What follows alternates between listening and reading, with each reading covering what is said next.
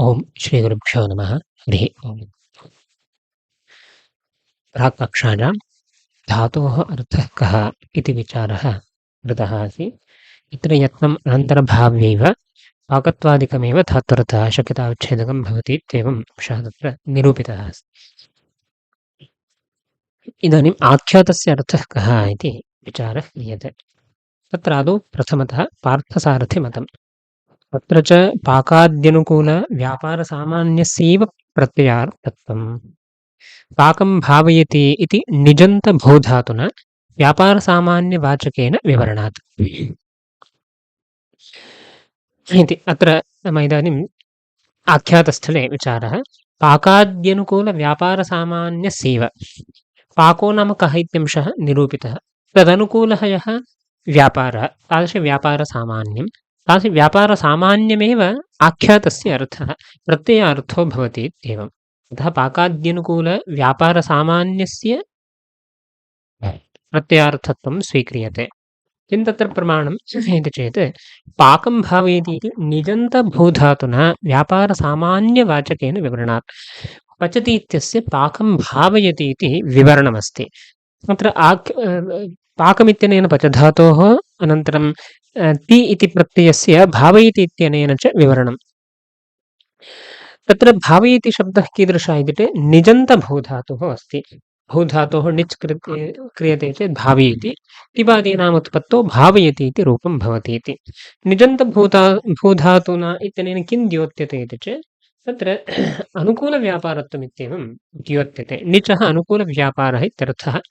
तस्मात् ण्यन्तभूधातोः व्यापारसामान्यम् इत्येवम् अनुकूलव्यापारसामान्यमर्थः इत्येवं वक्तुं शक्यते। अतः अनुकूलव्यापारसामान्यबोधकेन निजन्तभूधातुना यस्मादाख्यातस्य विवरणमस्ति तस्मादाख्यातस्यापि व्यापारसामान्यमर्थः इत्येवं वक्तुं शक्यते। अतः पाकाद्यनुकूलव्यापारसामान्यमेव तत्र आख्यातस्य अर्थः। यद्यपि पाकं भावयति इति निजन्तभूधातुना विवरणमस्ति इति कृत्वा व्यापारसामान्यमर्थः इत्युक्तं, तथापि तत्र पाकं करोति इत्यनेनापि विवरणमस्ति। तर्हि करोतेः कृतिः इत्यर्थः। तस्मात् तत्र आख्यातस्य कृतिः इत्यर्थः भवतु। किं तत्र भावयति इत्यादाय व्यापारसामान्यमिति उच्यते। करोति इत्यपि पाकं करोति इत्यपि विवरणमस्ति। तेन च विवरणेन कृतिः इत्यर्थः अपि वक्तुं शक्यते किल इति चेत् तत्र उच्यते। यद्यपि पाकं करोति इति विवरणं यद्यपि इति नास्ति, क्षन्तव्यः, यदपि इति अस्ति वस्तुतः। यदपि पाकं करोति इति विवरणं तदपि करोतेः व्यापारसामान्यवाचकत्वात् अनुकूलमेव। पाकं करोति इति यद्विवरणमस्ति तदपि अस्माकम् अनुकूलमेव इति पार्थसारथिमिश्राणाम् अभिप्रायः। अनुकूलमेव किमर्थं? करोतेः व्यापारसामान्यवाचकत्वात्। करोतेः कृतिः अर्थः इति नास्ति, करोतेः व्यापारसामान्यमर्थः। तस्मात् भावयति करोति इत्यनयोः पर्यायत्वमेव अस्ति। अतः पाकं भावयति इत्यस्य पाकं करोति इत्यस्य च समानः अर्थः अस्ति इत्येवम्। अतः करोतिः कृत्यर्थकचेत् श्रमः आपादयितुं तत्र दोषः आपादयितुं शक्यते स्म। तत्र करोतेः कृतिः इत्यर्थो नास्ति, अपि तु व्यापारसामान्यमेव तत्र अर्थः अस्ति इति कृत्वा अत्र पुनः कश्चन दोषः नास्त्येव। अतः करोतेः व्यापारसामान्यवाचकत्वात् अनुकूलमेव। न हि करोतिः यत्नार्थकः तथात्वे करोतेः यततेरिव अकर्मकतापत्तेः। करोतिः यत्नार्थकः इति तु नास्ति। क्रीधातुः यत्नार्थकः इति तु नास्ति। तद् अङ्गीकर्तुं न शक्यते। प्रश्नः कथम् आयाति इति चेत् अहं करोमि इत्यादिषु स्थलेषु तत्र कृतिः प्रतीयते सामान्यतः। अहं पाकं करोमि इत्यादिषु स्थलेषु पाकानुकूलकृतिः तत्र करोति न बुध्यते इत्येवं सामान्यतः प्रतीयते। अतः तादृशप्रतीत्यनुरोधेन यदि कृतिः अर्थः इति यदि स्वीक्रियते तर्हि तद् न युज्यते इत्येवम् अग्रे उच्यते। अतः उक्तं करोतिर्यत्नार्थकः इति तु नास्ति। यदि करोतिः यत्नार्थकः, यत्नः कृतिः एकः एव अर्थः यदि स्वीक्रियते तथात्वे करोतेः यततेरिव अकर्मकतापत्तेः। करोति धातोः यतते इति यतति धातोः यततेः नाम यतति धातोः यथा अकर्मकत्वं तद्वत् करोति धातोः अप्यकर्मकत्वं स्यात्। समानार्थकत्वं भवता स्वीक्रियते। यततेः अपि यत्नः अर्थः, करोतेः अपि यत्नः एव अर्थः। तर्हि अर्थः समानः अस्ति। ईषदपि वैलक्षण्यं नास्ति इति कृत्वा यततिः अकर्मकः अस्ति इति कृत्वा करोतिरप्यकर्मकः स्यात् इत्येवम्। तत्र उल्टापि वक्तुं शक्यते करोतिः सकर्मकः अस्ति इति कृत्वा यततिरपि सकर्मकः भवेदित्येवम्। फलव्यधिकरणव्यापारवाचित्वं हि धातोः सकर्मकत्वम्।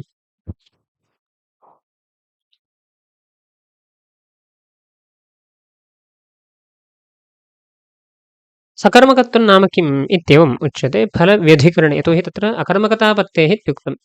तर्हि वस्तुतः सः सकर्मकः, परन्तु इदानीम् अकर्मकत्वं स्यात् इत्येवं तत्र अभिप्रायः अस्ति। अतः सकर्मकत्वं नाम किम्, अकर्मकत्वं नाम किम् इत्येवं तत्र वक्तव्यं भवति इति तत्र अतः सकर्मकत्वस्य अकर्मकत्वस्य च परिष्कारः उच्यते।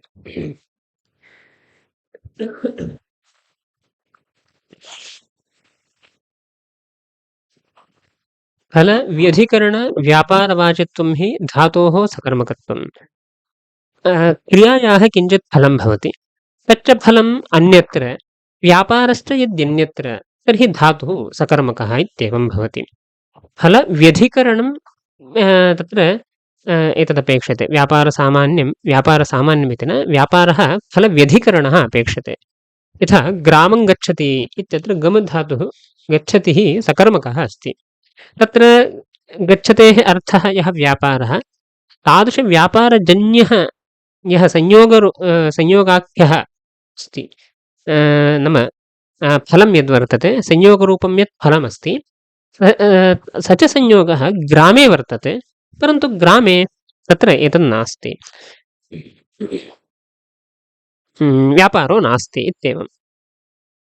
अतः वैयधिकरण्यं वर्तते। फलव्यापारयोः वैयधिकरण्यं तत्र वक्तुं शक्यते। अतः फलव्यधिकरणीभूतः व्यापारः गच्छति न बुध्यते इति कृत्वा गच्छतिः सकर्मकः इत्येवं वक्तुं शक्यते। यद्यपि फलं संयोगः एकः एव, चैत्रे यः संयोगः अस्ति, ग्रामे स एव संयोगः अस्ति। चैत्रग्रामयोः यः संयोगः सः तत्र गमनेन जातः आसीत्, व्यापारेण सञ्जातः आसीत्। अतः तत्र फलवैयधिकरण्यं कथम् इति चेत् तादृशफलाधिकरणे यावत्सु व्यापारः अस्ति चेत् फलसामानाधिकरण्यमिति। इदानीं फलाधिकरण आवृत्तित्वम् अस्ति, फलाधिकरणं ग्रामः, तदवृत्तित्वम् अस्ति।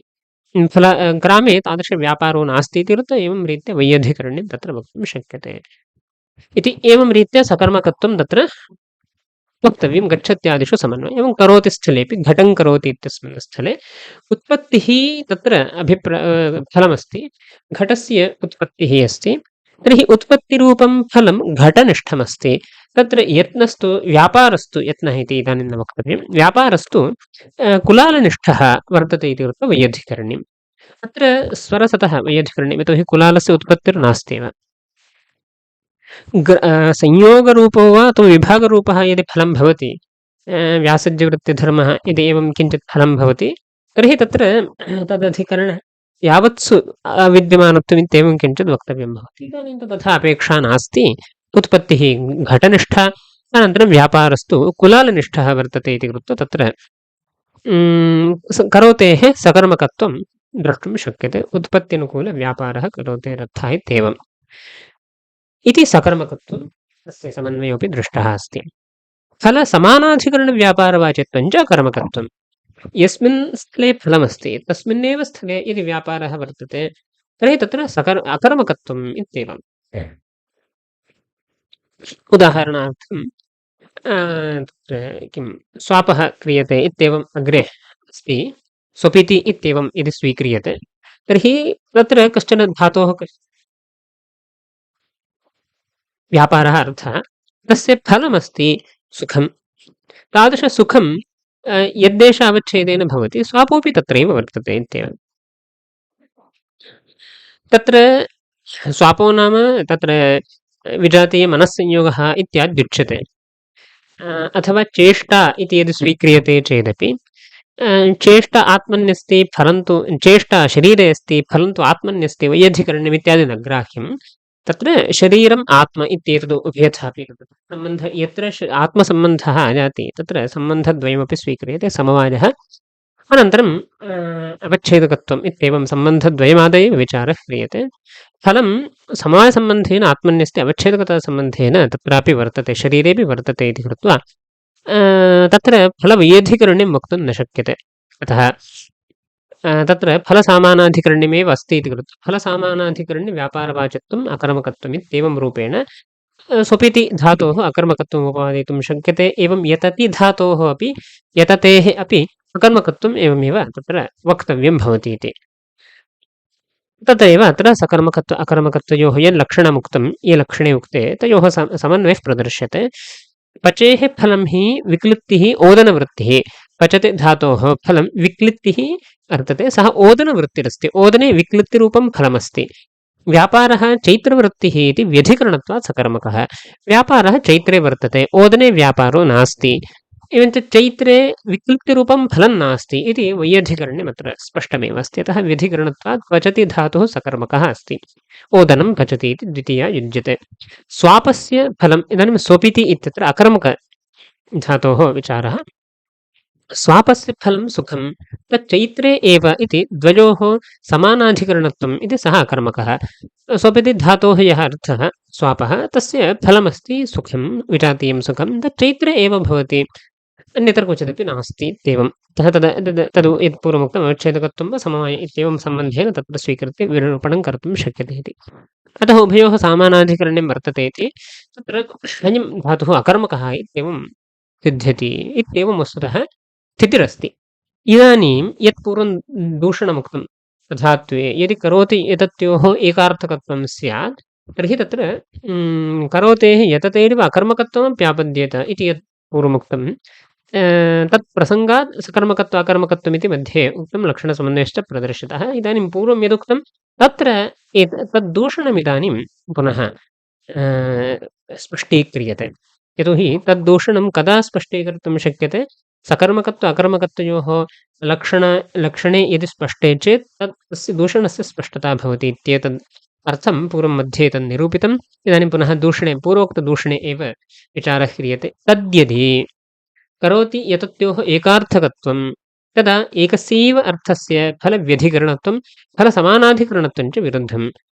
यदि भवद्भिः अन्यथा तथात्वे इति यत् पूर्वमुक्तं तद्रीत्या यदि भवद्भिः करोति यतत्योः नाम करोति डुक्री धातोः यतधातोश्च समानार्थकत्वम् एकार्थकत्वं नाम समानार्थकत्वं पर्यायत्वं नाम तथैव भविष्यति। अतः समानार्थकत्वम् इति यदि स्वीक्रियते तदा एकस्यैव अर्थस्य फलव्यधिकरणत्वं फलसमानाधिकरणत्वं च विरुद्धं। करोति हि सकर्मकः इति वक्तव्यं। तथा सति तत्र विद्यमानः यः व्यापारः सः फलव्यधिकरणीभूतः इत्येवम् अङ्गीकार्यं।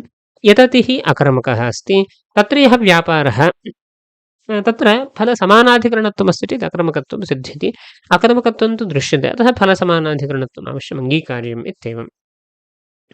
तथा सति तत्र क्रिया तु एका एव या क्रिया करोति न बुध्यते सैव क्रिया इति तत्र उपलक्षणं। यः व्यापारः करोति न बुध्यते स एव व्यापारः यतते नापि बुध्यते इति कृत्वा एकस्यैव व्यापारस्य फलसामानाधिकरण्यं फलवैयधिकरण्यमित्येवं विरुद्धधर्मद्वय सन्निवेशः स्यात्। करोत्यन्तर्भावेन व्यापारस्य फलवैयधिकरण्यं यतत्यन्तर्भावेन व्यापारस्य फलसामानाधिकरण्यम् इत्येवं वैलक्षण्यमापद्यते। इदं परस्परं विरुद्धमस्ति विरुद्धधर्मद्वयसमावेशः एकत्र स्यादित्येवम् आपत्तिरस्ति। अतः करोतिरपि व्यापारसामान्यवाची एव। करोतिः अपि डुकरीकरणे इत्यस्यापि धातोः व्यापारसामान्यमित्यर्थः। तस्मात् पाकं भावयति इति विवरणानुरोधेन यथा व्यापारसामान्यम् आख्यातार्थः इत्युच्यते तद्वत् पाकं करोति इति विवरणानुसारेण करोतेः तत्र यत्नः इत्यर्थो नास्ति व्यापारसामान्यमेव अर्थः। तर्हि भावयतेर्यः अर्थः स एव अर्थः करोतेरपि। तस्मात्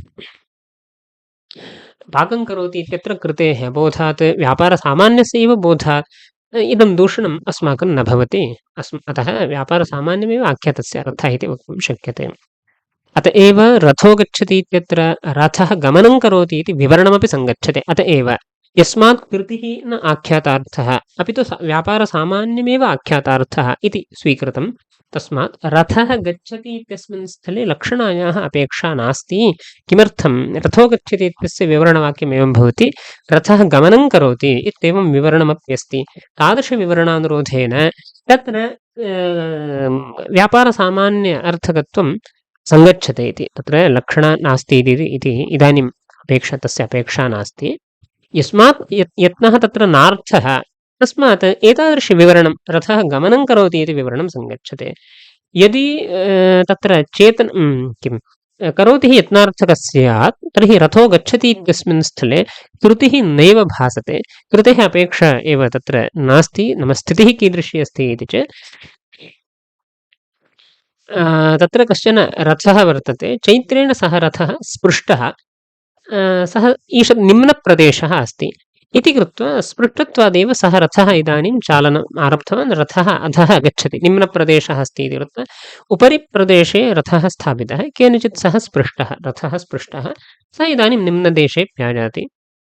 तादृशनिम्नदेश आगमनकाले तत्र काचन कृतिर्नास्ति, न कश्चित् तत्र पुरुषो वा अश्वो वा अथवा एतद्वा वृषभो वा तत्र न नियुक्तः अस्ति। एवमेव रथः ऊर्ध्वप्रदेश निम्नप्रदेशपर्यन्तं गच्छन्नस्ति, तत्काले कृतिः इत्यर्थः बाधितः। यदि आख्यातस्य कृतिः इत्यर्थस्य कृतिरर्थः बाधितः, तथापि रथः गमनं करोति इति विवरणं दृश्यते। यदि आख्यातस्य कृतिरर्थः स्यात्, यदि चेदेव तत्र भवति, यदि करोतेः कृतिः अर्थः स्यात् तर्हि तत्र कृतिः बाधिता वर्तते इति कृत्वा रथः गमनं करोति इत्येवं तत्र प्रयोगः इत्येवं विवरणं न समीचीनतया उपपद्यते। व्यापारसामान्यवाच्यत्वे तु तत्र गमनानुकूलः कश्चन व्यापारः अस्ति, तदादाय रथः गमनं करोति इति तु प्रयोगः उपपादयितुं शक्यते। अतः करोतिः न यत्नार्थकः, अपि तु व्यापारसामान्यवाच्येव। अतः एतादृशविवरणमपि तत्र दृश्यमानं सङ्गच्छते एव।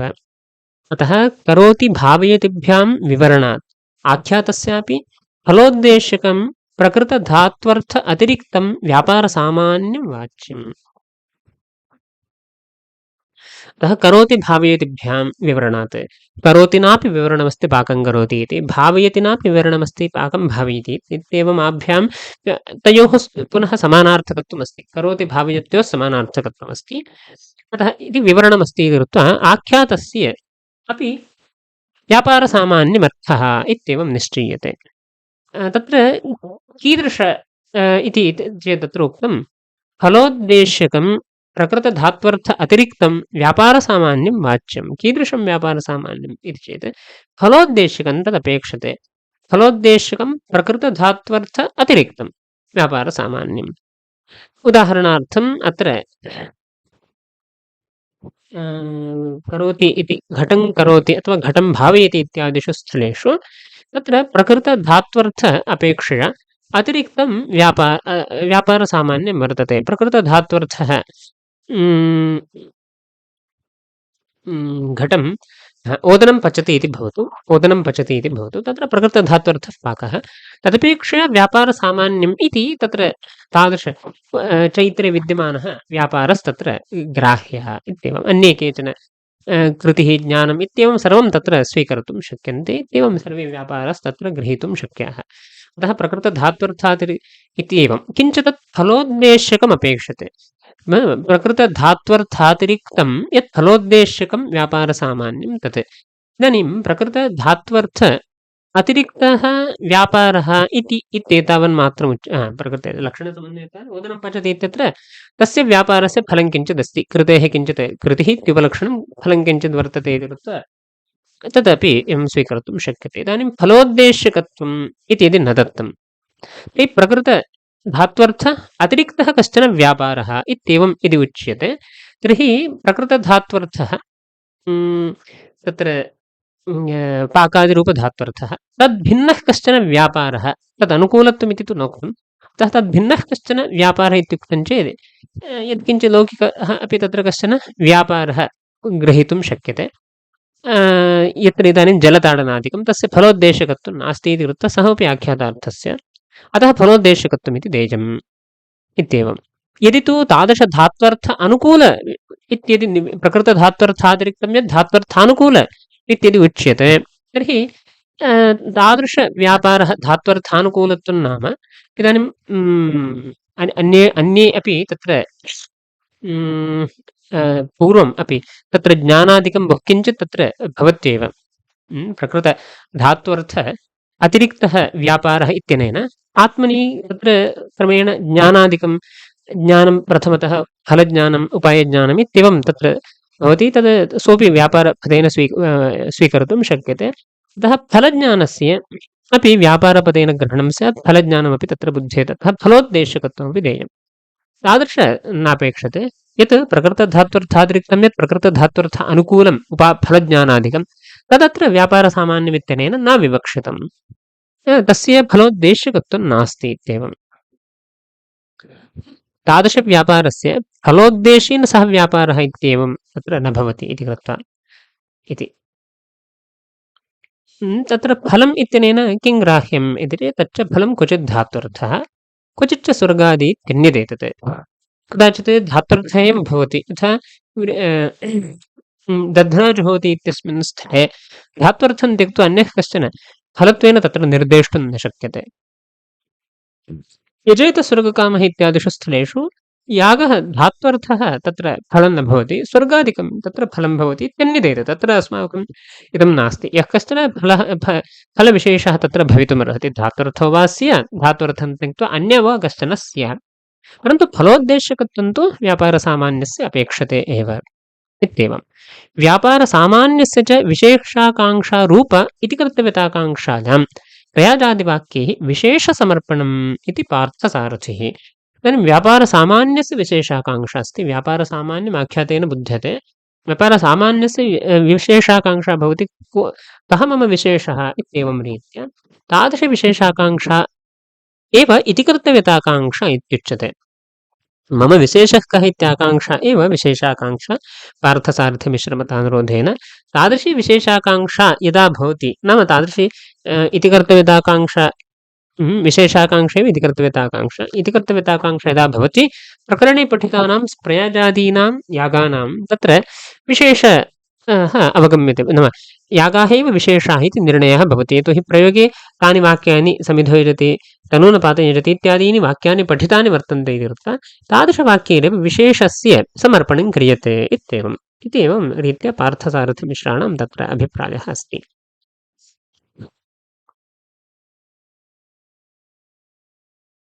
तदुत्तरकाले व्याख्यानं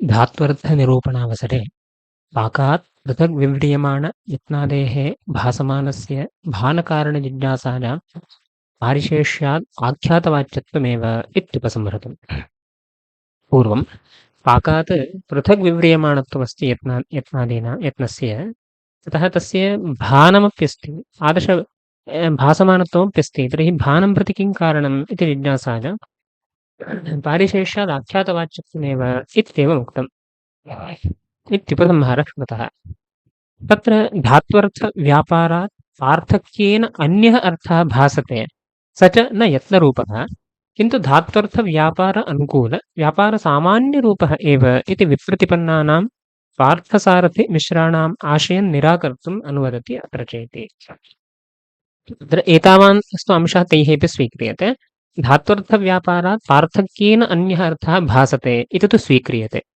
स च न यत्नरूपः इत्येव यत्नः इति आचार्याणां मतं यत्नरूपो नास्ति इति तेषां मतं किन्तु कः सः इति चेत् धात्वर्थव्यापार अनुकूलव्यापार सामान्यरूपः अस्ति धात्वर्थव्यापारः यः अस्ति तदनुकूलव्यापारसामान्यरूपः सः अस्ति इत्येवं तेषाम् आशयः इति ते तथा विप्रतिपन्नाः वर्तन्ते अतः तादृश पार्थसारथिमिश्राणाम् आशयः निराकर्तव्यः इति कृत्वा अत्र च इत्येवम् आरब्धम् आख्यातार्थविषये इत्यर्थः पाकाद्यनुकूलेति विक्लित्यनुकूलः भूत्कारादिव्यापारः पचेरर्थः तदनुकूलः व्यापारः व्यापारत्वेन रूपेण तिङर्थः इत्येवं विक्लित्यनुकूलः फलानुकूलः यः व्यापारः सः धातोरर्थः तादृश धात्वर्थस्य यः व्यापारः व्यापारत्वेन रूपेण सः पिङादीनाम् अर्थः इत्येवं रूपेण तत्र अभिप्रायः अस्ति।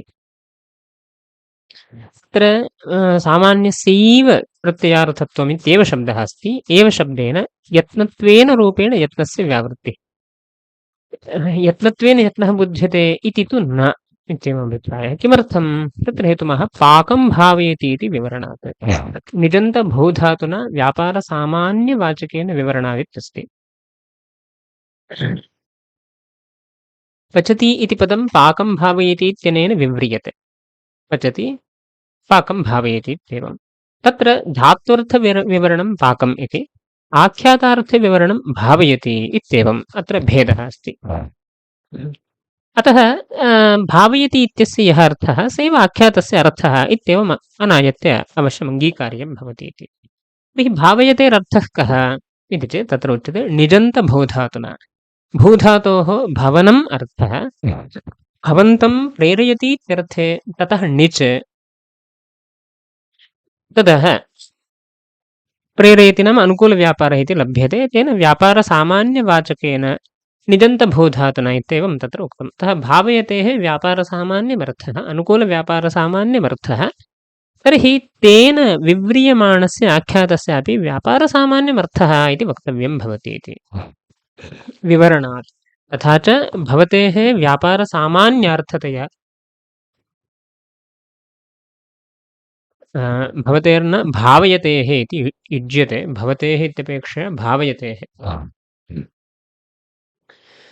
व्यापारसामान्यार्थतया तेन विव्रियमाणस्यापि तदर्थकत्वमेव विव्रियमाणयोः समानार्थकत्वात् इति भवः। अतः आख्यातस्य व्यापारसामान्यार्थकत्वं भवतु इति। ननु पचति पाकं करोति इति यत्नार्थककरोति न विवरणात् यत्नः एव आख्यातार्थः इति वादिनां मतं निराकर्तुमः यद्यपि पाकं करोति इति। यथा पाकं भावयति इति विवरणं तथा पाकं करोति इत्यपि विवरणमस्ति। तर्हि पाकं करोति इति विवरणेन तत्र यत्नः एव अर्थः इति साधयितुं शक्यते। यतोहि करोतेः यत्नः अर्थः तेन विवरणमस्ति इति कृत्वा तस्यापि यत्नः अर्थः आख्यातस्यापि यत्नः अर्थः इति वक्तुं शक्यते किल इति चेत् तत्र इति। अतः यत्नः एव आख्यातार्थः इति वादिनां मतं निराकर्तव्यम् इति कृत्वा पार्थसारथिनः वदन्ति यद्यपि पाकं करोति इति। यद्यपि इति न यदपि, यदपि इति अपेक्षते।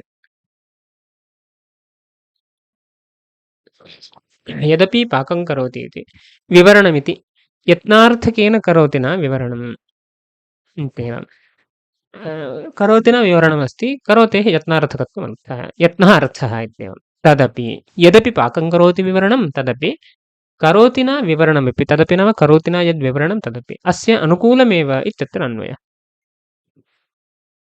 तदपि करोतेर्व्यापारसामान्यवाचकत्वात् अनुकूलमेव अस्माकं मते इदं विवरणं बाधकं नास्ति इति पार्थसारथिनाम् अभिप्रायः।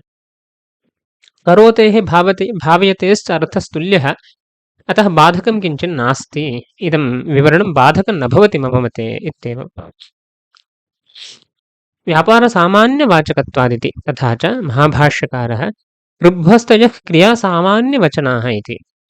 ऋ धातुः डुक्रीकरणे भू सत्तायाम् इति धातुः अस्ति धातुः इत्येवं भवेति इत्येवं त्रयः धातवः क्रियासामान्यप्रतिपादकाः भवन्ति इति महाभाष्यकृद्भिरेव उक्तमस्ति इति कृत्वा अत्र क्रियासामान्यबोधकत्वम् अङ्गीकर्तुं शक्यते इति भावः। अतः कृतिः अर्थः इति नास्ति, व्यापारसामान्यमर्थः अस्ति। परेषां मतं दूषयति नाम यत्नः अर्थः करोतेः यत्नः अर्थः इति यत् परेषां मतं तत् न समीचीनमिति पार्थसारथिमिश्राः वदन्ति। न हि करोतिर्यत्नार्थकः इति इत्यनेन व्यतिरेके दोषमाः। यदि करोति हि यत्नार्थकः स्यात् तथा सति दोषः उच्यते तथात्वे इति। तस्य यत्नार्थकत्वे इत्यर्थः। अकर्मकतापत्तेरिति यत्नार्थकतायाम् इति शेषः। तदा अकर्मकतास्य यत्नार्थकत्वं स्वीक्रियते तदा अकर्मकत्वं तत्र आपद्येत इति। अन्यत्रार्थे करोतेः अकर्मकत्वस्य इष्टत्वात् करोतेः अकर्मकत्वम् अस्ति एव यत्नार्थकतायां करोतेः अकर्मकत्वं स्यात् इत्येवम्।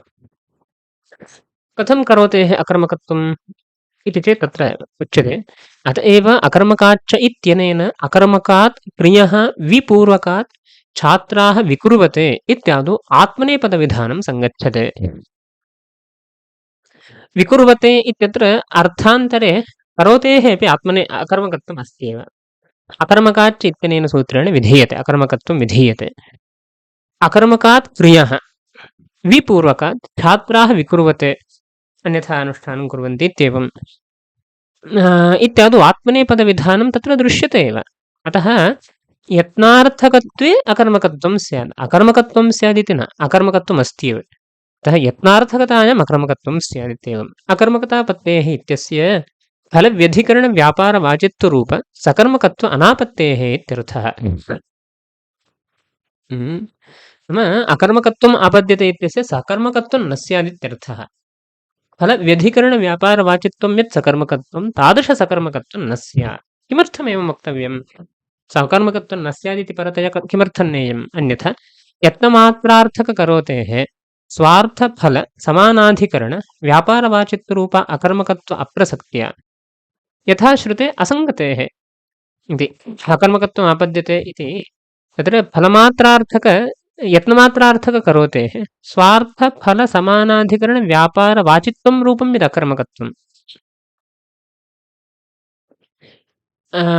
यत्नमात्रं तत्र बुध्यते करोति न तर्हि स्वार्थफलसमानाधिकरणव्यापारवाचित्वं स्वार्थः यत् फलं तत्समानाधिकरणः यः व्यापारः तद्वाचित्वरूपं यदकर्मकत्वं तन्न स्यात् यथा श्रुते असङ्गतेः।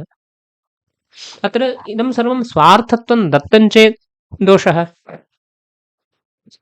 स्वार्थत्वं फले न दीयते इति चेत् उदासीनफलमादाय दोषवारणाय फले स्वार्थत्वस्य आवश्यकत्वादिति बोध्यम्। अतः एवं रीत्या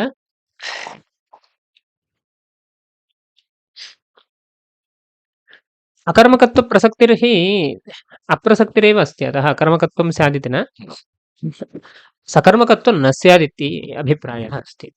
एतदाशयेनैव सकर्मकलक्षणमाह फलव्यधिकरणेति फलसमानाधिकरणेति फलाधिकरण आवृत्ति इत्यर्थः। फलव्यधिकरणेति फलसमानाधिकरणेति इति तत्र फलसमानाधिकरणम् इत्यादि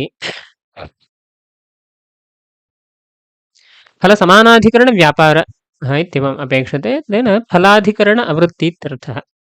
तेन गच्छतु नातिव्याप्तिः। अत्र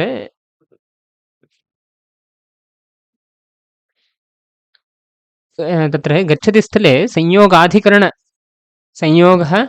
फलं तदधिकरणवृत्तित्वम् अस्ति एव, व्यापारस्य अस्ति।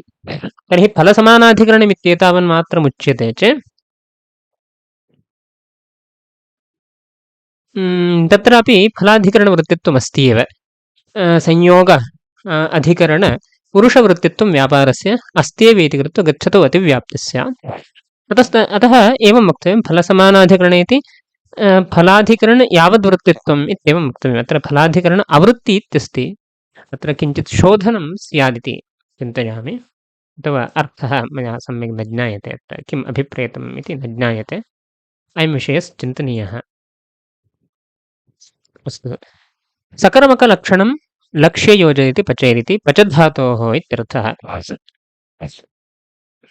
सकर्मकस्य यद्लक्षणं फलव्यधिकरणव्यापारवाचकत्वम् इति पच विक्लिप्तिः ओदननिष्ठा एवञ्च व्यापारः पुरुषनिष्ठः इत्येवं। व्यापारः विक्लिप्त्यनुकूलः फूत्कारादिरूपः। स्वापस्य अकर्मकस्थले स्वापस्य उदाहरणं वक्तुं स्वापस्य तदर्थकस्य स्वपितेः इत्येवं। स्वापस्य इति अत्र कृदन्तशब्दः अस्ति। स्वापः इति यथा पूर्वं पचेः इत्युक्तं तत्र स्वपितेः इति वक्तव्यं, स्वापस्य इत्युक्तं तत्र तदर्थकः धातुः अत्र ग्राह्यः इत्येवं। तद्यत् फलं तत् नाम फलं, स्वापस्य फलं सुखं तत् चैत्रे एव, तच्चैत्रे तत् इत्यनेन फलं चैत्रे एव इति, तत् नाम फलं चैत्रे एव इति। तदनुकूलः अवयवसङ्कोचादिव्यापारोऽपि चैत्रे एव, अवयवसङ्कोचशयनकाले भविष्यति तादृशम्। अतः तस्य अकर्मकत्वं, तस्य धातोः अकर्मकत्वमिति भावः। एवञ्च अनया रीत्या चैत्रः घटं करोति इत्यादौ सकर्मकलक्षण आक्रान्तत्वात् करोतेः सकर्मकत्वं चैत्रः यतते इत्यादौ अकर्मकलक्षणाक्रान्तत्वात् यतते रकर्मकत्वं च इष्टम् घटं करोति इत्यत्र उत्पत्त्यनुकूलव्यापारः करोतेरर्थः उत्पत्तिः घटनिष्ठा तदनुकूलव्यापारः चैत्रादिनिष्ठः इति कृत्वा फलव्यधिकरणव्यापारवाचकत्वमस्ति करोतेः चैत्रो यतते इत्यस्मिन् स्थले तु तत्र ज्येष्ठादिकम् अर्थः फलमित्यादि किञ्चित् ग्राह्यम् अथवा किञ्चित् फलं तथा वक्तव्यं यथा शरीरेव भवति तदनुकूलव्यापारः यततेरर्थः उभयमपि एकत्रैव वर्तते इति कृत्वा तत्र फलसमानाधिकरणव्यापारवाचकत्वम् अस्ति इति यततेः अकर्मकत्वं सम्भवति इत्येवम् अस्ति स्थितिः इदानीम् उभयोः एकार्थकत्वम् यदि स्वीक्रियते तर्हि यथा यततिः अकर्मकः करोतेः अपि अकर्मकत्वं न स्यात् नाम सकर्मकत्वं न स्यात् करोतेरपि यत्नार्थकत्वे यततेरिव करोतेरप्यकर्मकतापत्तिः इत्येवम् आहत्य अभिप्रायः अस्ति तदेव उपपादयति तदिति तस्मादित्यर्थः तद्यदि करोतिः करोति यतत्योः इति तत् नाम तस्मात् इत्यर्थः एकार्थकत्वं यत्नार्थकत्वम् उभयोः अर्थस्तुल्यः स्यात् चेत् विरुद्धम् इति तत्र फलव्यधिकरणत्वं फलसमानाधिकरणत्वम् एकस्यैव अर्थस्य विरुद्धम् इत्येवमस्ति तथा च सकर्मकत्व अकर्मकत्वरूपधर्मभेदात् न करोति यतत्योः पर्यायत्वम् अपि तु भावयति पर्यायत्वमेव इति करोति न अनुकूलव्यापारवाचित्वे एव तिङः साधकम् इति भावः सकर्मकत्व अकर्मकत्वरूपधर्मभेदः अस्ति अतः करोतेः सकर्मकत्वं यतते रकर्मकत्वम् इति धर्मभेदः अस्ति इति कृत्वा पर्यायत्वं सुतरां न भवति अपि तु भावयति पर्यायत्वं भावयतेः सकर्मकत्वं करोतेरपि सकर्मकत्वं तत्र उभयत्रापि पचति इति विवरणम् उभाभ्यामपि क्रियते अतः भावयति पर्यायत्वं स्वीकर्तुम् उचितम् अतः भावयति पर्यायत्वमेव करोतेरस्ति इति कृत्वा तेन विवरणमपि करोति न विवरणं भवति इति यत् पूर्वमुक्तं तदस्माकम् अनुकूलमेव अस्ति यतोहि किमर्थं धात्वर्थ अनुकूल व्यापारवाचित्वे एव तिङः साधकमस्ति अतः इदम् अस्माकम् अनुकूलमेव अस्ति प्रतिकूलं नास्ति इति अतः करोतिरपि व्यापारसामान्यवाची इत्येव स्वीकर्तुं शक्यते अत एव अर्थो गच्छति इत्यत्र इत्यावमारब्धम् अत एव नाम करोतेर्व्यापारसामान्यार्थकत्वादेव करोतेः यस्मात् व्यापारसामान्यमर्थः तस्मादेव विवरणमपीत्यपि न बीजादिना अङ्कुरः कृतः इति अचेतने क्रीङ्घटितस्वतन्त्रप्रयोगस्य ग्रहणम्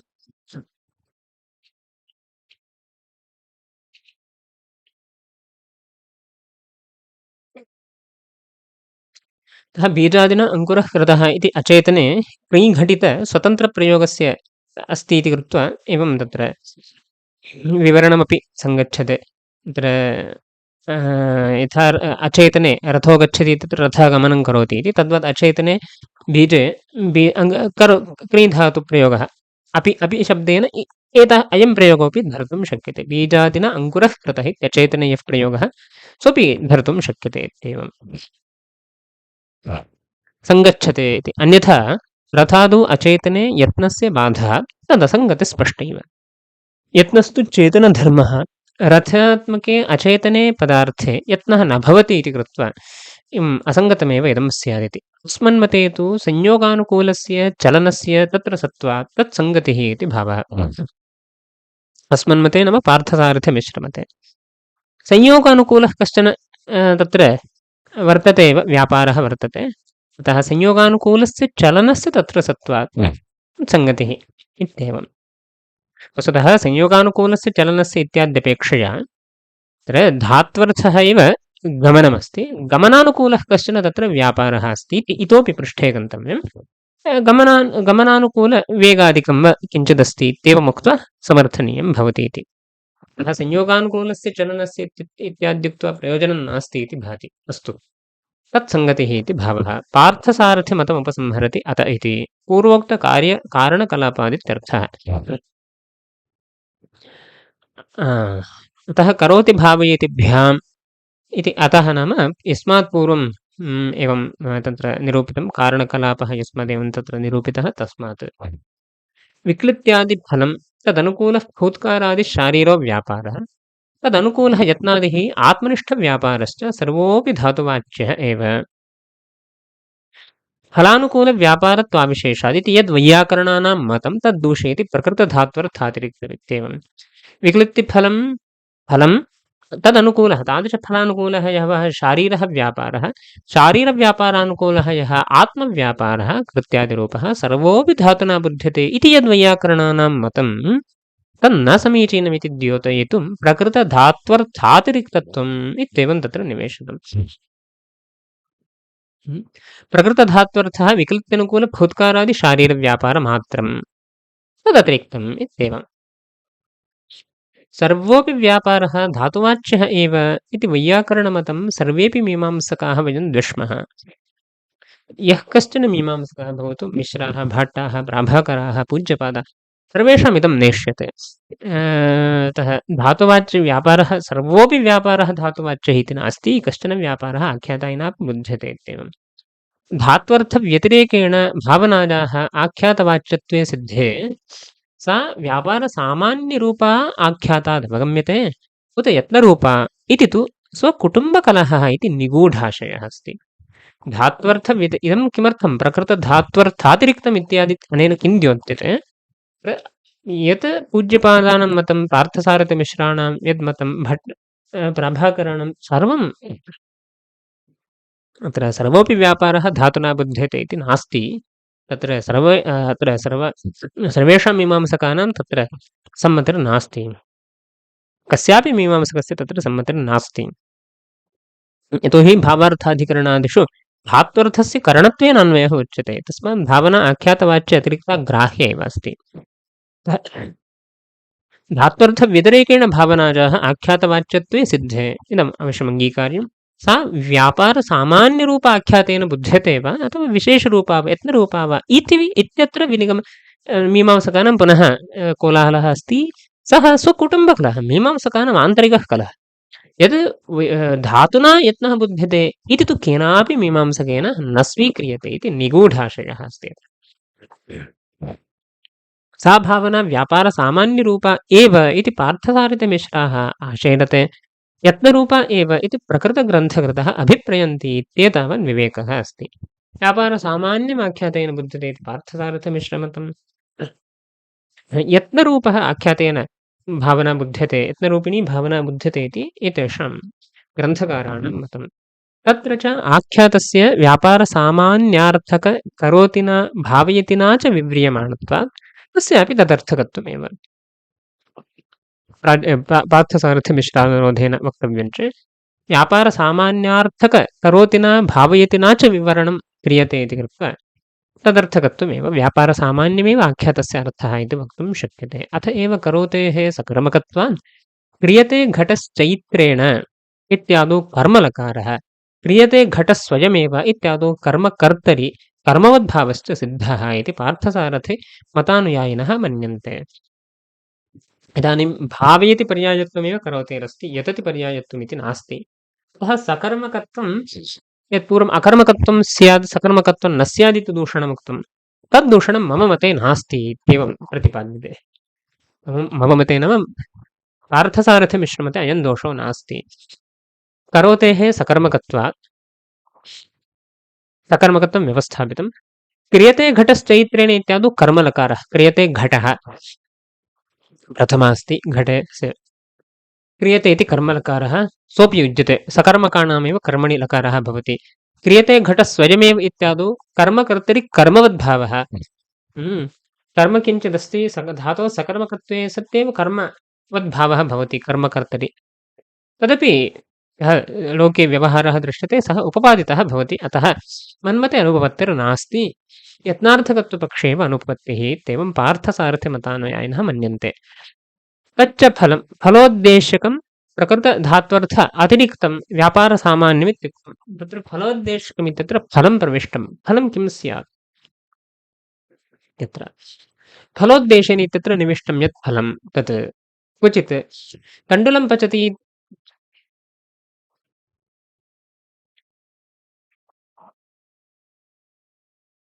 तण्डुलं पचति इत्यादौ विक्लिप्तेः धातुवाच्यत्वात् क्वचित् यजेतसर्गाम इत्यादौ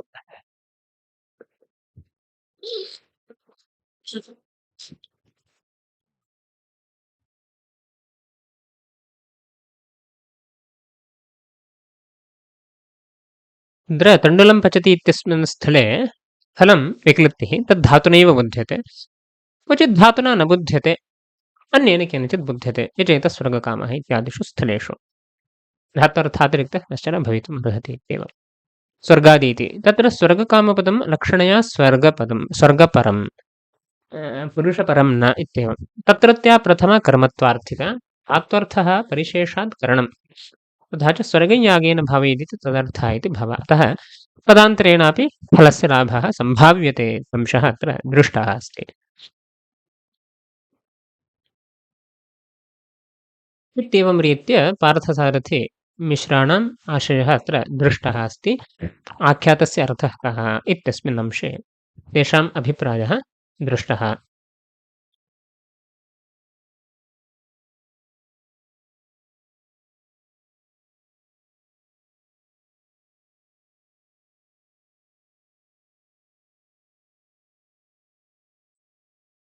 पुनः मूले पार्थसारथि मतनिराकरणं वस्तुतस्तु तत्तत्फलभेदेन तत्तद्व्यापारभेदेन च अनुगत एकलघुभूतशक्यतावच्छेदक अभावात् अयं पक्षः दुष्टः इत्येवं पूर्वोक्तः पक्षः न समीचीनः इत्येवं तत्तत्फलभेदेन क्वचित् फलं धातुनैव बुध्यते क्वचित् च फलं धातु अतिरिक्तेन पदेन बुध्यते इत्येवं तर्हि फलभेदः आगतः क्वचित् विक्लिप्तिः फलं क्वचित् धात्वर्थः व्यापारः एव फलं भवितुमर्हति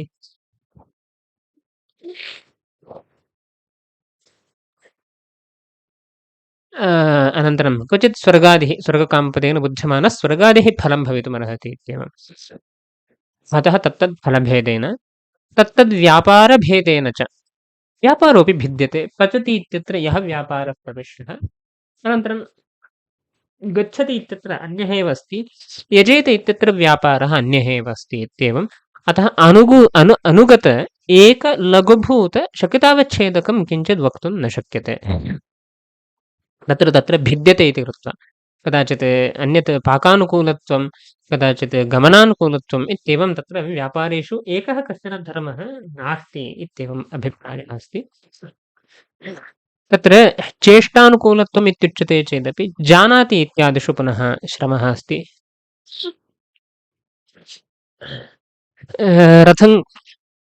रथः गच्छति इत्यादोपि भवतां व्यापारसामान्यमर्थः शक्त्यैव बुध्यते इत्येवम् उक्तमासीत् तत्रापि विवरणमपि सङ्गच्छते इत्येवम् उक्तं तत्र चेष्टानुकूलत्वं नाम चेष्टानुकूलत्वम् इति चेष्टा एव नास्ति नाम तत्र चेष्टा नाम शरीरसम्बन्धः अस्ति चेत् चेष्टा इत्युच्यते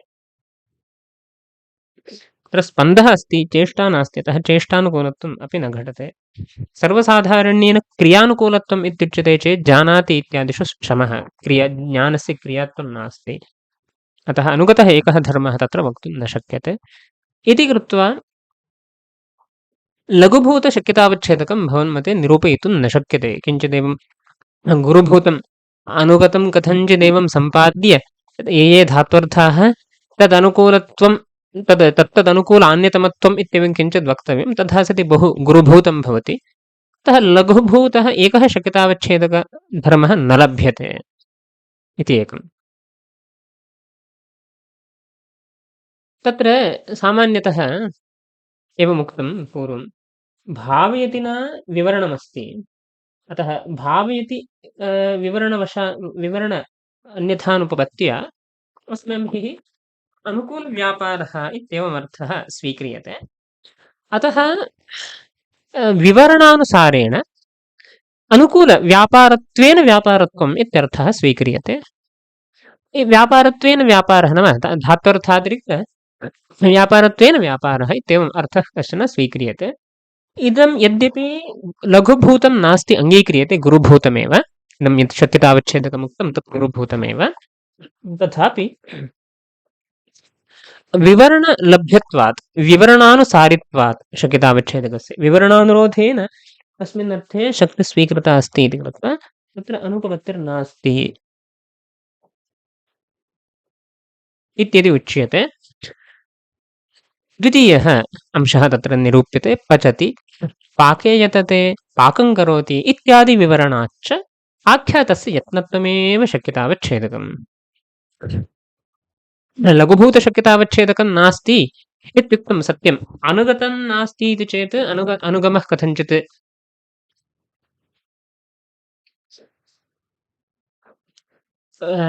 अनुगतं नाम शब्दानुगमः कथञ्चित् तत्र सम्पादयितुं शक्यते। धात्वर्थातिरिक्तव्यापारत्वम् इत्येवं रीत्या इति कथञ्चित् तत्र वक्तुं शक्येत। अनन्तरं लघुभूतत्वं न भवति चेदपि भवतु, यतोहि तत्र भावेति न विवरणमस्ति। तादृशभावेति विवरणान्यथानुपत्त्या गुरुभूतमपि शक्यतावच्छेदकं स्वीक्रियते। यतोहि तत्र निजन्तेन विवरणमस्ति चेत् तत्र अनुकूलव्यापारः इत्यंशः विवरणा लभ्यते इत्यादि यदि पूर्वोक्तः अंशः दूष्यते, नाम इदं दूषणं सम्यक् नास्ति इति तैः तिरस्क्रियते चेत् द्वितीयं दूषणमुक्तं पचति इत्यस्य पाके यतते पाकं करोति इति विवरणमस्ति इति कृत्वा, नाम यत्नार्थकधातुना विवरणमस्ति इति कृत्वा आख्यातस्य यत्नत्वमेव शक्यतावच्छेदकम् इत्येवं वक्तुं शक्यते। ननु अयमंशः पूर्वं दूषितः किल। अत्र करोतेः अनुकूलव्यापारवाचित्वमेव अर्थः।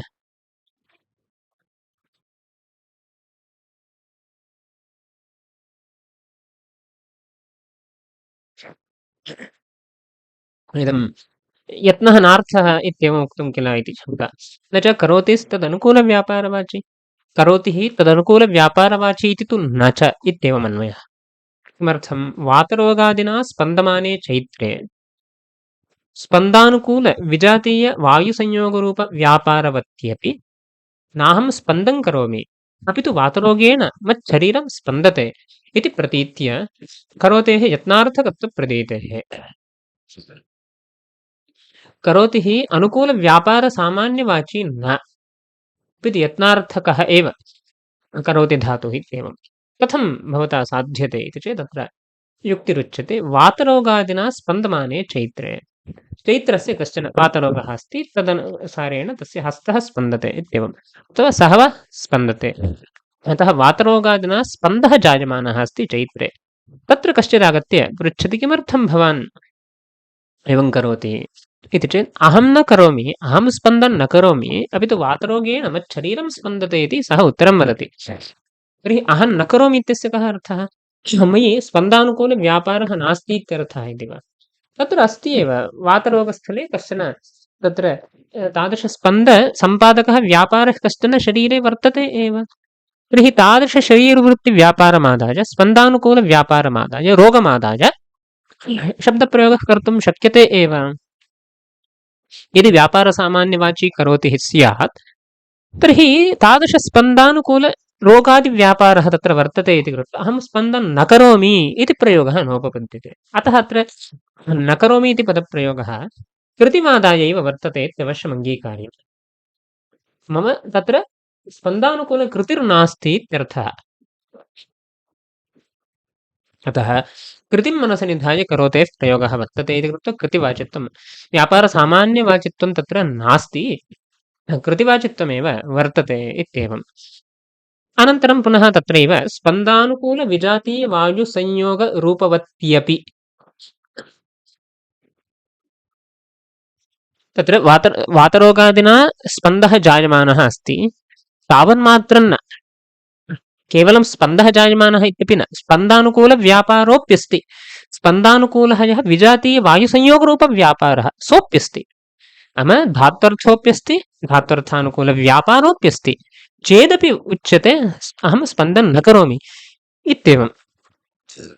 विजातीयवायुसंयोगः इत्यनेन तत्र वातरोगः इत्युक्तं किल, अतः तादृश वातसम्बन्धः अस्ति। वातसम्बन्धवशात् स्पन्दः, अतः वातसम्बन्धः एव स्पन्दानुकूलव्यापारः अस्ति इत्येवं। तादृशस्पन्दानुकूलः यः व्यापारः वातरोगादिरूपः तदेव विजातीयवायुसंयोगः इत्यनेन कथितः अस्ति। तादृश अनुकूलव्यापारः अस्ति चैत्रे तथापि नाहं स्पन्दं करोमि इति वदति इति कृत्वा इति प्रतीत्य करोतेः यत्नार्थकत्वमेव वक्तव्यम्, अनुकूलव्यापारवाचित्वम् इति न वक्तव्यम्। अनुकूलव्यापारवाचित्वम् इति यद्यर्थः स्वीक्रियते तथा सति अनुकूलव्यापारः अस्ति चेदपि तदभावः यः नया बुध्यते सः बाधितः स्यात्, अतः बाधितार्थबोधकत्ववाक्यम् अप्रमाणं स्यात्। करोत्यर्थकत्वे वाक्यस्य अप्रामाण्यं नास्ति इत्येवम्। इति एवम् उपपादनं कृतं। पुनः अग्रे यत्नत्वस्य शक्यतावच्छेदकत्वे लाघवाच्च इति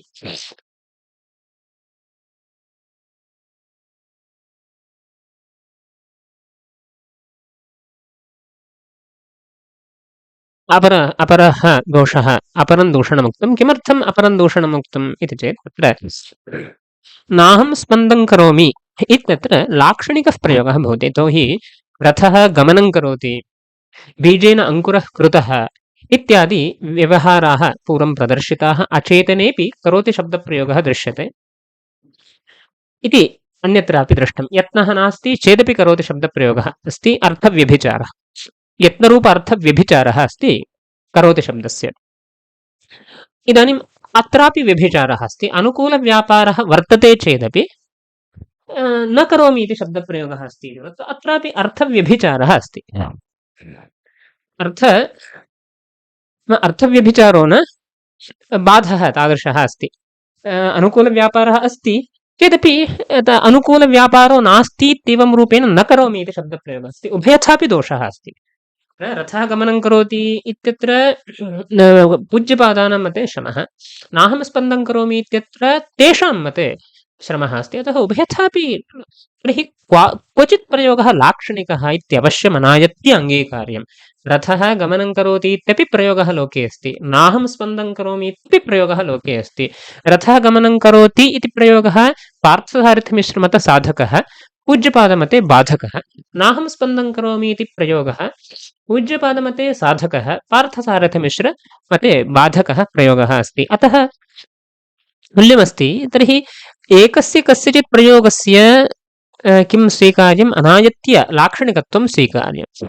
यदि व्यापारसामान्यवाची इति पार्थसारथिमिश्रमतं स्वीक्रियते, नाहं स्पन्दं करोमि इत्यत्र लक्षणा भवति।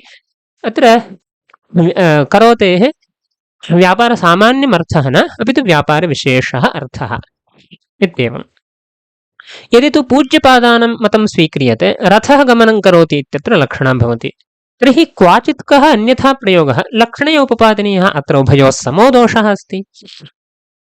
तैः पार्थसारथिमिश्रैः नाहं स्पन्दं करोमि इत्यत्र लक्षणा वक्तुं शक्यते, पूज्यपादैः रथः गमनं करोति इत्यत्र लक्षणा वक्तुं शक्यते।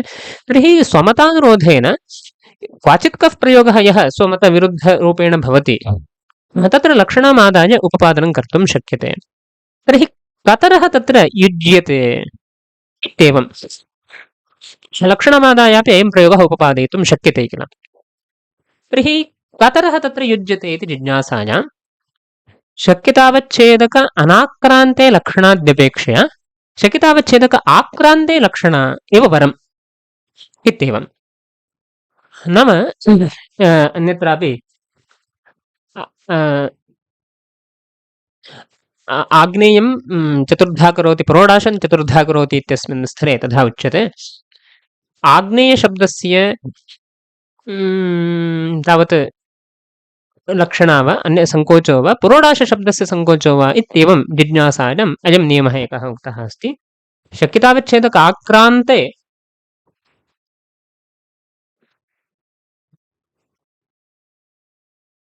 लक्षण अङ्गीकरणं वरम्। यत्र आग्नेयशब्दः यत्र क्वचित् इदानीं नेतुं शक्यते अग्निसम्बन्धी इत्येवं, तत् पुरोडाशोऽपि भवति अन्योऽपि भवति। तत्रापि एवञ्च इदानीं पुरोडाशशब्दः अस्ति। पुरोडाशशब्दस्य आग्नेयपुरोडाशमात्रपरत्वं स्वीक्रियते चेत् अतः अत्र कस्य सङ्कोचः इत्येवं चिन्त्यमाने तत्र एवमुच्यते, शक्यतावच्छेदकाक्रान्ते यदि लक्षणा स्वीक्रियते तादृशपक्षः एव उचितः इत्येवं काचन युक्तिः उक्ता आसीत्। तद्वदत्र वयं चिन्तयामश्चेत् पार्थसारथिमिश्रमतानुरोधेन करोतेः व्यापारसामान्यमर्थः व्यापारसामान्यत्वं शक्यतावच्छेदकं तदाक्रान्ता कृतिः अपि भवति। अतः शक्यतावच्छेदकाक्रान्ते कृतौ कृतित्वेन लक्षणा स्वीकर्तुं शक्यते अस्मिन् प्रयोगे। पूज्यपादमतानुरोधेन चिन्तयामश्चेत् करोतेः कृतित्वेन कृतिरर्थः। तर्हि रथः गमनं करोति इत्यस्मिन् स्थले शक्यतावच्छेदक अनाक्रान्ते आश्रयत्वे लक्षणा स्वीकार्या। शक्यतावच्छेदक अनाक्रान्ते लक्षणाद्यपेक्षया शक्यतावच्छेदक आक्रान्ते लक्षणा एव वरम् इत्येवं न्यायेन एतेषामेव पार्थसारथिमिश्राणां मतमेव तत्र सिद्ध्यति। इदं दूषणं पुनः पार्थसारथिमिश्रमते आपादयितुं न शक्यते यदि उच्यते यत्तत् तस्य शक्यतावच्छेदकत्वे लाघवाच्च। अपि लाघवमपि अस्मन् मते अस्ति, भवतां मते गौरवं लाघवमपि मम मते अस्ति। न गौरवं पूर्वमेव परिहृतमस्ति किल, किमिति अत्र विवरणानुरोधेन अस्माभिः गौरवं स्वीक्रियते इति चेत् तद् विवरणम् अग्रे एतैः स्वयम् उपपाद्यते। अग्रे अयम् अंशः आयाति। न च भवत्यर्थकर्तृकर्मकत्वाविशेषादिति विवरणस्थले अग्रे स्वयं ग्रन्थकारः वदति। अतः विवरणम् अन्यथाप्युपपादयितुं शक्यते। अतः विवरणं नाम भवदीयविवरणं भावयतिना यद्विवरणं तदन्यथाप्युपपादयितुं शक्यते। करोतिना विवरणम् अन्यथा उपपादयितुं न शक्यते। अतः एवञ्च तादृश लाघवाद्यनुसन्धा अन्यथाप्युपपादयितुं शक्यते चेत् गुरुभूतशक्यतावच्छेदक उपस्थापकं तद्विवरणं न भवति। गुरुभूतशक्यतावच्छेदक अनुमोदकं तद्विवरणं न भवति। भावयतिना विवरणं गुरुभूतशक्यतावच्छेदकम् अनुमोदयति। यस्मात् भावयतिना विवरणमस्ति तस्मात् गुरुभूतमपि स्वीक्रियते इति न भवति। भावयतिना विवरणम् अन्यथाप्युपपादयितुं शक्यते। अतः नियामकं विवरणमेव अन्यथा कृतं चेत् तेन नियन्त्रितं यद् गुरुभूतं शक्यतावच्छेदकं तदपि त्यक्तव्यं स्यात्। अतः तदपि गतम्। अतः गौरवमेव भवतां पक्षे दोषः, मम तु लाघवमस्ति यत्नत्वस्य शक्यतावच्छेदकत्वे लाघवं मया उपपादयितुं शक्यते इत्येवम्।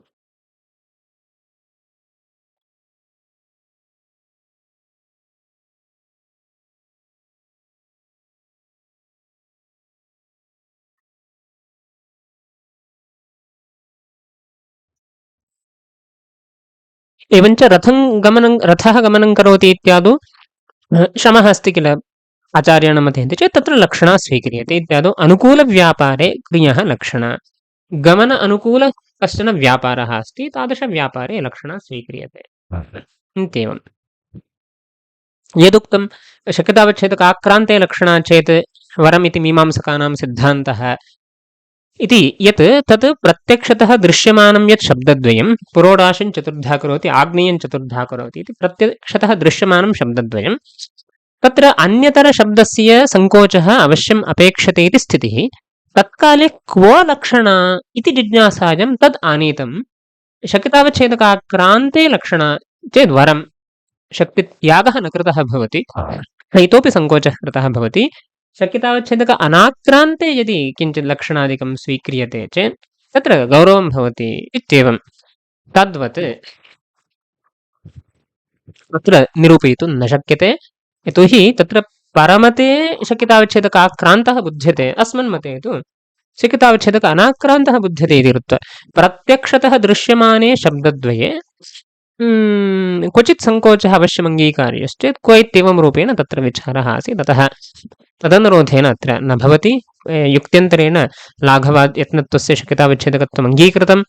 तथा सति रथः गमनं करोति इत्यचेतने यदि करोति प्रयोगः अस्ति सः भाक्तत्वेनैव नेयः। अतः अनुकूलव्यापारे तत्र लक्षणा स्वीक्रियते। गमनानुकूलव्यापारः संयोगादिर्व वेगादिर्व यः कश्चन तत्र भवति तदादाय स च वेगः रथे अस्ति इति कृत्वा तदादाय उपपादनं कर्तुं शक्यते एव। अतः अनुपपत्तिर्नास्ति इति ध्येयम्। अतः एवमपि मतं समर्थयितुं शक्यते। यत् पूर्वं निरूपितं भावयतिना विवरणमस्ति इति तदनुरोधेन गुरुभूतमपि अस्माभिः शक्यतावच्छेदकं स्वीकर्तुं शक्यते इति यदुक्तं तत्र परिहारः उच्यते। न च भवत्यर्थकर्तृकर्मकत्व अविशेषात् करोतेः करोतेः भावयति पर्यायत्वम् इति यत् पूर्वमुक्तं तन्न कः अर्थः?